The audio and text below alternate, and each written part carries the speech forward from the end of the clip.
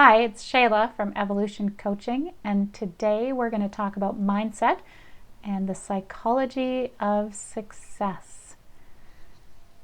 What is mindset, and what can it explain, and why do we need to be aware of what our mindset is?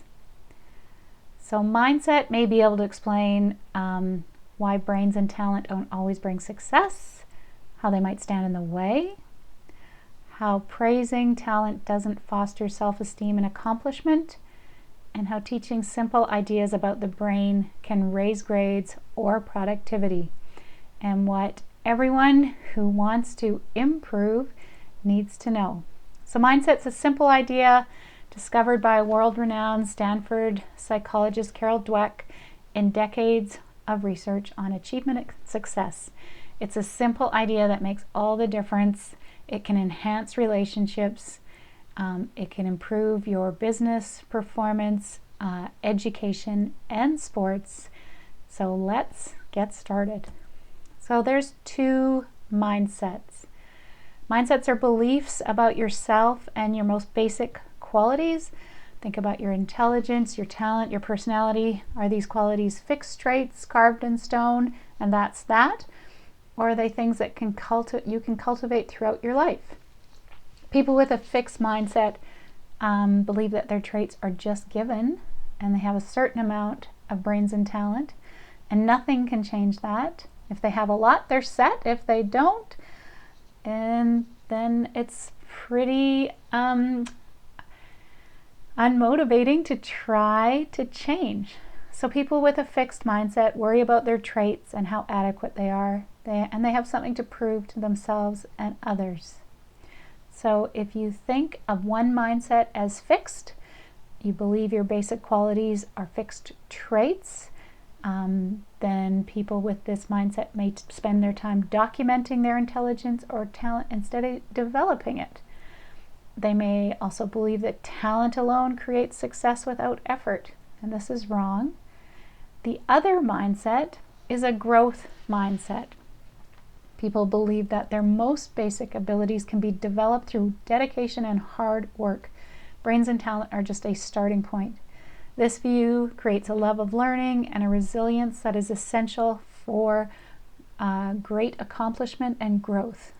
Virtually all great people have had these qualities. Teaching a growth mindset creates motivation and productivity. People with a growth mindset see their qualities as things that can be developed through effort. They're happy if they're brainy and talented. Who wouldn't be? But that's just a starting point. They understand that no one has ever accomplished great things without years of passionate practice and learning. So you have two choices. Is it natural talent or something else? Believing that your qualities are carved in stone, the fixed mindset would create an urgency to prove yourself over and over. If you only have a certain amount of intelligence, a certain personality, a certain moral character, well then you better prove that you have a healthy dose of them. You wouldn't want to look or feel deficient in these most basic characteristics. I've seen many people with this one consuming goal of proving themselves, whether it's in the classroom, their careers, or their relationship. Every situation calls for confirmation of their intelligence, personality, or character. Every situation is evaluated. Will I succeed or fail? Will I look smart or dumb? Will I be accepted or rejected? Will I feel like a winner or a loser? But doesn't our society value intelligence, personality, and character? Isn't it normal to want these traits? Yeah, but there's another mindset in which these traits are not simply the hand you've been dealt and have to live with, always trying to convince yourself and others that you have a royal flush when you're secretly worried it's a pair of tens. In this mindset, the hand you're dealt is the starting point for development. The growth mindset is based on the belief that your basic qualities are things you can cultivate through effort. Although people may differ in every which way in their talents and aptitudes, interests, or temperaments, everyone can change and grow through application and experience. Do people with this mindset believe that anyone can be anything, that anyone with proper motivation or education can become Einstein or Beethoven? No, but they believe that a person's true potential is unknown and possibly unknowable, that it's impossible to foresee what can be accomplished with years of passion, toil, and training. So let's look at some of these great examples. So Winston Churchill. Did you know that Winston Churchill repeated a grade during elementary school? What would make anyone a non-learner? Everyone is born with an intense drive to learn, but having to repeat a grade in elementary school with a fixed mindset may make you more susceptible to think that you can't learn. So not just ordinary skills, but difficult tasks of a lifetime. People with a fixed mindset may decide it's too hard or not worth the effort. So the fixed mindset is limiting, and it gives you no good recipe for overcoming it. If failure means you lack confidence or potential, that you are a failure, where do you go from there?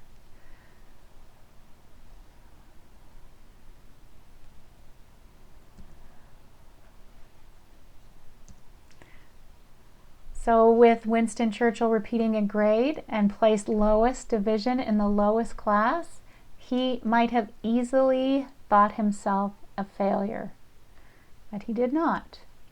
Beethoven. Beethoven's teacher called him a hopeless composer. Whether they're aware of it or not, all people keep a running account of what's happening to them, what it means, and what they should do. In other words, our minds are constantly monitoring and interpreting. That's just how we stay on track. But sometimes the interpretation process goes awry.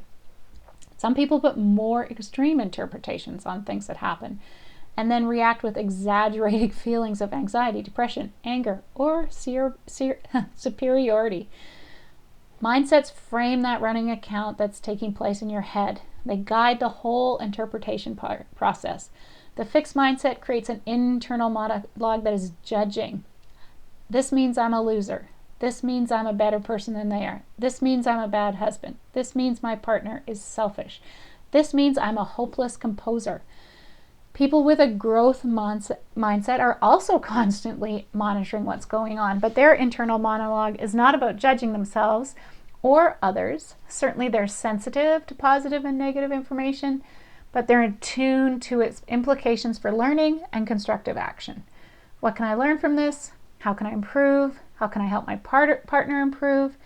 You can change your internal monologue from judging to growth.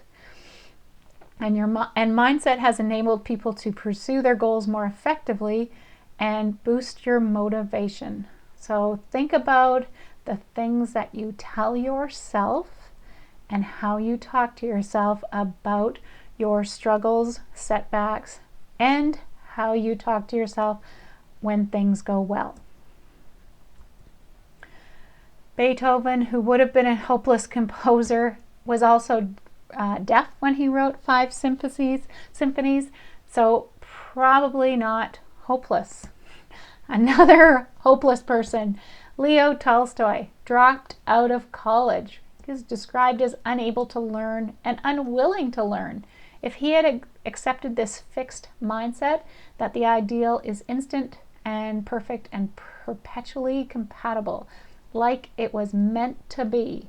So like you live happily ever after, or you don't. So what's the problem with a fixed mindset? In the fixed mindset, you either have to work at it, so it wasn't meant to be. So Leo Tolstoy dropped out of college because he wasn't meant to be educated. So a problem with that and with people who had a fixed mindset about things is that good things happen automatically. You don't need to work to solve your problems or gain skills. It's magic. And the second problem is that a fixed mindset indicates character flaws. So it's the belief that your problems are a sign of deep-seated flaws. But just as there's no great achievements without setbacks, there are no great relationships without conflicts and problems along the way. If Leo Tolstoy had a fixed mindset, he would have thought that it was a character flaw that he was unable to learn, and that it wasn't meant to be because he had to work at it. Einstein's teacher said he was academically subnormal. Michael Jordan's coach said he wasn't more talented than other people. Walt Disney was told he lacked creative imagination. You can see what would have happened if these people had a fixed mindset. We would not have heard of any of them. People are made, not born. So when you think of mindset, it's related to your belief about your ability. It creates a mental world for you to live in. Fixed mindsets means you have the ability, or your ability cannot change. Growth mindsets means that your ability can change.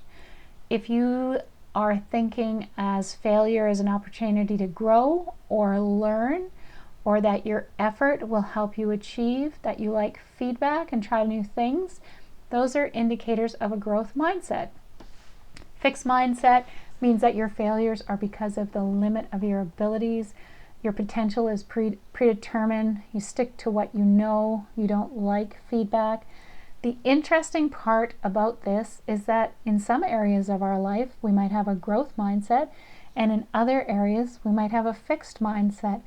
We can be really good at something and think that's just the way we are, or not try something because I'm not an athlete, or I'm not a runner, or I never was very good at that.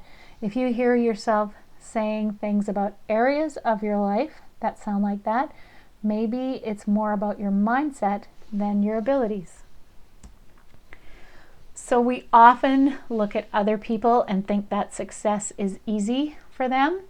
And we know that success is not easy for anybody, that everyone needs to work hard and suffers disappointment and needs some persistence.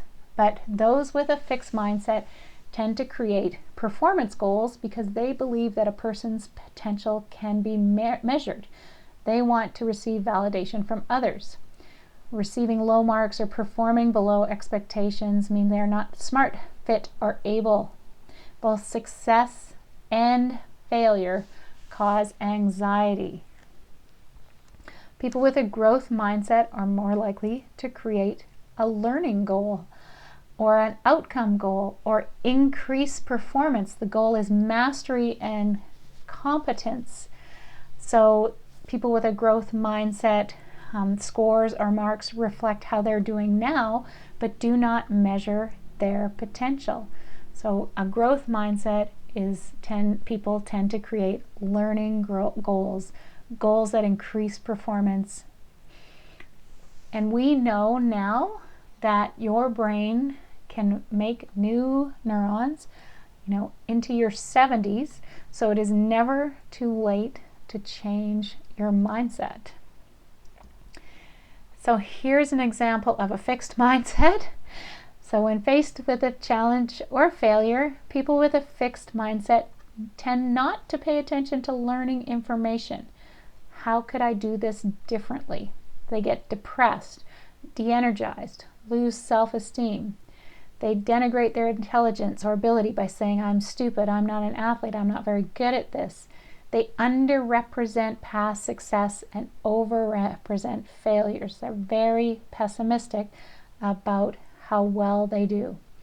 And they explain the cause of events as something stable about them. It's because I'm no good at this. People with a growth mindset, however, pay attention to learning information so they can do better in the future. Focus on what they're learning rather than focusing on what they feel. They try new ways of doing things and use self-motivating statements like, the harder it gets, the harder I try. And when faced with challenges which are impossible to pass at this time, they will factor in other reasons and not blame their intellect, like, this test was beyond my ability for now. So Martina Navratilova is a great example of a growth mindset. Even when she was succeeding, she believed there was more to learn and do. She started weight training, learning about the psychology of tennis and nutrition long before that became normal for professional tennis players. She was open to experimenting. She persisted and grew and improved and embraced her current skills, learned from criticism. And one of my favorite Martina quotes is, "Labels are for filing. Labels are for clothing. Labels are not for people." That is a great example of a growth mindset. So those with a fixed mindset view effort as a reflection of low intelligence. Hard work means I don't get it, I'm not very good. So effort equals lack of ability. How about a growth mindset? A growth mindset helps people be motivated to succeed. A growth mindset can be developed. You can foster a growth mindset in others by the type of feedback you give and by teaching them about the brain's huge potential. So if you know someone with a fixed mindset, you can tell them that they can make new neurons and set new connections even if they're over 70. Role models give evidence of a growth mindset in action. So growth mindset means that effort will equal success. And people with a growth mindset use effort to overcome difficulty. So what are some other famous failures? People adopting a growth mindset tend to generate new and other ways to do things, like Steve Jobs. If one route doesn't work out, they will try others. They think outside the box because they believe that they can. They encourage other people to adopt a growth mindset, encourage people to create learning goals and display a mastery response when faced with a setback. And a growth mindset increases motivation and success because you believe that you can learn new skills or get the tools to be able to do something you've always wanted to do. So learning helps our neurons grow. The more we learn, the more connections we make. So even when people with a growth mindset become depressed, they still remain active or deal with their problems or keep participating in their lives. Fixed mindset people, depression is failure. If you feel bad about yourself and give up. Growth mindset people suffer a setback, they might feel bad, but they don't give up and they meet challenges head on. So you want to have that fantastic neuron connection. So how do you change your mindset? So learn how to hear your fixed mindset voice. If you approach a challenge and that voice might say to you, "Are you sure you can do it? Maybe you don't have the talent. What if you fail? You'll be a failure." People will laugh at you and think for thinking you had talent. If you don't try, you can protect yourself. As you hit setbacks, that voice might say, "This would have been a snap if you had talent. See, I told you it was a risk. Now you've gone and shown the world how limited you are. It's not too late to back out and make excuses." So as you face criticism, you might hear yourself say, "It's not my fault," or "It's something or someone else's fault." You might get angry at the person who's giving you feedback. Who do they think they are? The other person might be giving you specific, constructive feedback, but you might be hearing them say, "I'm really disappointed in you. I thought you were capable, but now I see you're not." So if those things are going through your mind, recognize that you have a choice. How you interpret challenges, setbacks, and criticism is your choice. You can interpret them in a fixed mindset as signs that your fixed talents or abilities are lacking. Or you can interpret them in a growth mindset as signs that you need to ramp up your strategies and your effort, stretch yourself, and expand your abilities. It's up to you. So as you face challenges, setbacks, and criticism, listen to the fixed mindset voice and talk back with a growth mindset voice. If the fixed mindset voice says, "Are you sure you can do it? Maybe you don't have the talent," the growth mindset answers, "I'm not sure I can do it now, but I think I can learn to with time and effort." The fixed mindset voice says, "What if you fail? You'll be a failure." The growth mindset says, "Most successful people had failures along the way." The fixed mindset voice says, "If you don't try, you can protect yourself and keep your dignity." The growth mindset voice says, "If I don't try, I automatically fail. Where's the dignity in that?" As you hit a setback, The fixed mindset voice says, this would have been a snap if you really had talent. The growth mindset, that is so wrong. Basketball wasn't easy for Michael Jordan. Science wasn't easy for Thomas Edison. They had a passion and put in tons of effort. As you faced criticism, the fixed mindset says, it's not my fault. It was something or someone else's fault. The growth mindset says, if you don't take responsibility, you can't fix it. Let me listen, however painful it is, and learn whatever I can. And then take the growth mindset action. Over time, which voice you heed becomes pretty much your choice. Whether you take on a challenge wholeheartedly, learn from your setbacks and try again, hear the criticism and act on it is in your hands. Practice hearing both voices and practice acting on the growth mindset. See how you can make it work for you, because I know that you're capable of change.